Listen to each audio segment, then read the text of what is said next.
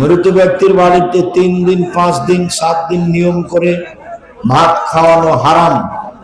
মৃত ব্যক্তির বাড়িতে ভাত দিয়ে আসতে হবে 3 দিন প্রয়োজন মনে করলে।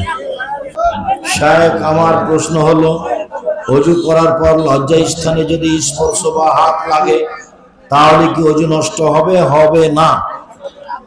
ফরজ গোসলে ওযু করার পরে গোসল করলে ওযু নষ্ট। উত্তেজনায় উত্তেজিত না হয়ে পুরুষ নারী তার পুরো শরীর অঙ্গ প্রত্যঙ্গ সহ ভালো করে ডলে ধুয়ে গোসল করলে ওযু ভাঙবে না। নারী পুরুষ একই হুকুম। নারী পুরুষ উত্তেজনায় উত্তেজিত হয়ে স্ত্রী অঙ্গে পুরুষ সঙ্গে হাত লাগালে ওযু ভেঙে যাবে।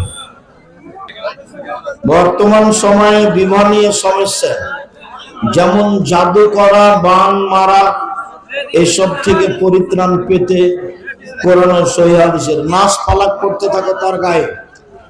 জাদু সত্য মানে বান সত্য, জাদু টোনা সত্য, মানুষ ক্ষতি করতে পারে।